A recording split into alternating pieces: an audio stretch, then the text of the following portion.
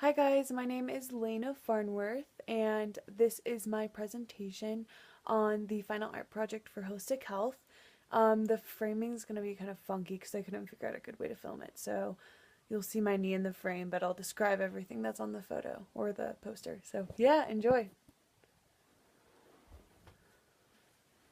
Alright, so first off, I am in my second semester in the ITP major. I found this major after switching my major 4 times and school 3 times. I fell in love with the philosophy of holistic health, the idea that wellness should be defined in all categories of your life, such as physical health and well-being, mental understanding and wisdom, financial independence and freedom, family relationships and intimate relationships, social life and community, spirituality, vocation, service, and leadership. Holistic health explored all of these categories in depth, which not only was educational but quite introspective. I really enjoyed studying material related to these ideas and discovering what these ideas mean in my own life, from how to change my stress response to performing random acts of kindness. When I started this art project, I wanted one main idea that really brought together what I've taken from this class. I came up with the word Eudaimonia. Eudaimonia, a Greek word used by Aristotle to define well-being, that's loosely translated as the state of having a good indwelling spirit, a good genius. Happiness alone does not define this word because it is so much more than that. What I found is that this term is quite fluid. It is best described as meaning one's essence or ultra happiness. This semester, I have been in a metamorphosis towards eudaimonia, towards finding my own ultra happiness.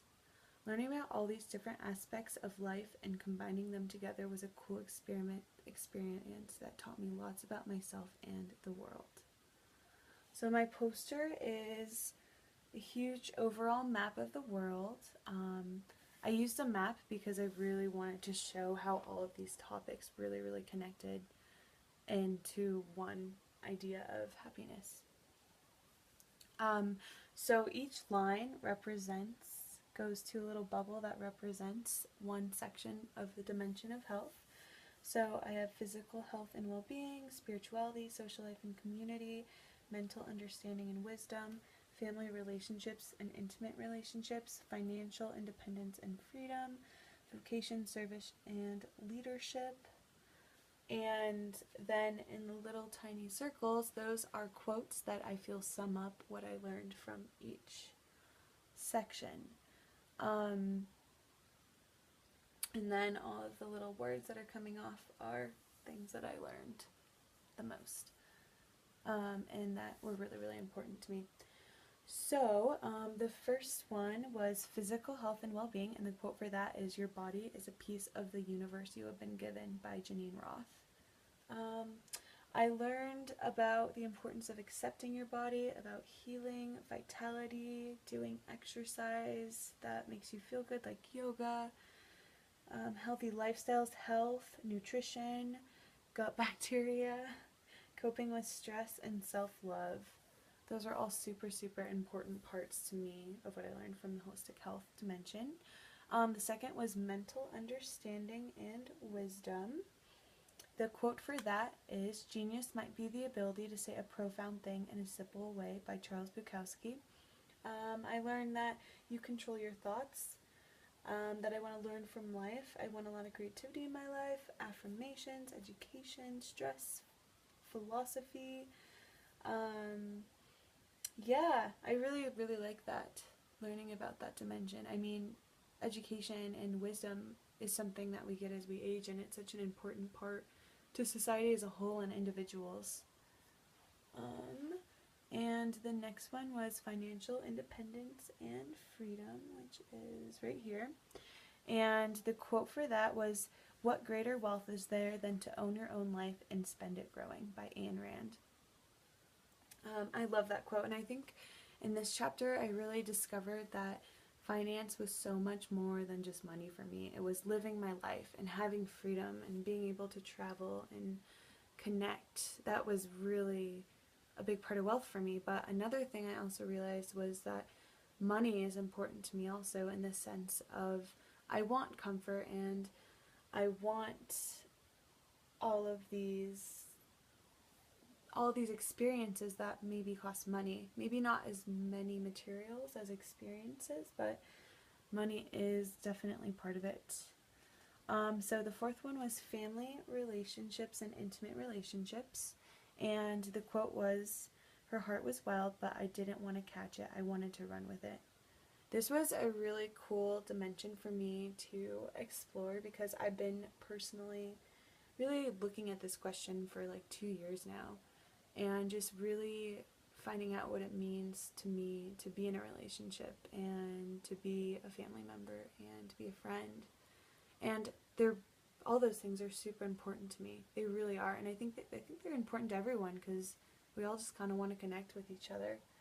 And I found that I really want to be with people who want to run free with me. If that sounds, I know it sounds like ridiculously cheesy, but I mean, that's kind of what I do want. I don't want someone to be above me or below me. I just want to be with people who I connect well with. And it was really empowering to learn that. I learned about a lot of communication and vulnerability, and to love and be loved, connection, authenticity, all of those things.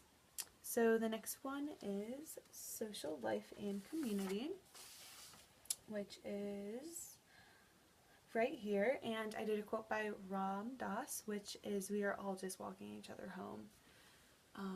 That has become one of my favorite quotes ever. It's such a good quote, and I think it's such a timeless quote too. And it really explains what social life and community are all about. I mean, we're all just kind of, trying to like make our way through this crazy life that we live. And I mean, it's important for your health to have a community, and it's important being happy to have a community and a social life and people that surround you that you love. And I think I really learned about authenticity and communication and being around people that I feel good with, and that you can't get everything from one person, and connection and meeting new people. Those are all really, really important in my holistic balance in my life, and I can imagine other people's too. So the next one is spirituality, and the quote for that is, "You are your own home." This one was a really big one for me. I was never raised with religion, but my parents were Buddhist for a while, and I think as I aged and my parents aged, they become a lot more spiritual and kind of taught me about that. And I think I picked up some of what they really were saying, and I found a lot on my own through traveling and talking with other people.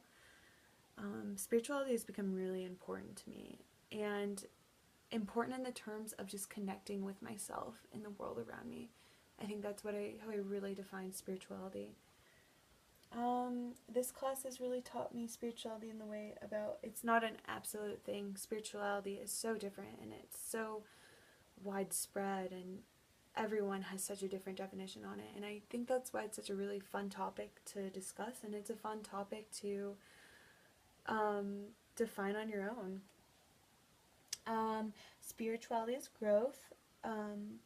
Spirituality can be shared. You have to be cool with it being fluid. Spirituality is an individual journey, and it's one that never ends. So the next one would be vocation, service, and leadership, which is right here. And the quote I did for that was, "The most powerful leadership tool you have is your own personal example."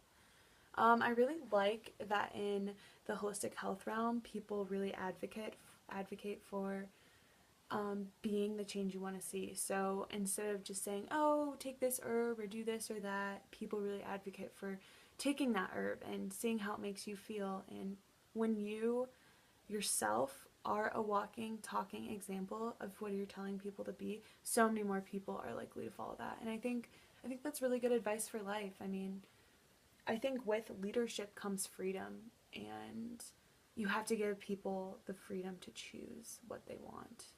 And you can't really force people to when you're a leader. What I learned is, to lead, you must be confident in yourself. Change only yourself to change the world. Give to receive. let people be who they want to be, love what you do and others will catch on, and be in the moment and move with the movement. So, I put all these pictures on the board to kind of like represent my past and some things that I've done that have kind of like led me to this point. And as I put them on, I was like, I'm super proud that these are the pictures of my life. And there's a bunch of different ones. There's one of me volunteering in Cambodia with some of my students, and I rode the trains through India. This is me with one of my friends I met in New Delhi, India. These are me with my my best friends I met freshman year of college, and these are my sophomore year roommates I became best friends with. This is my friend Maggie in Pai, Thailand, when we were exploring all the waterfalls. I got invited to a Muslim wedding once. That was my friend Kat and I, and we were just motorbiking through Thailand. And that was a Hindu ceremony I saw in Varanasi. Those are some volunteers I met in Cambodia who I became lifelong friends with. Me in Thailand with some of the friends that I lived there with. My really good friend Bo and me, my good friend Hannah. A protest that I saw in London.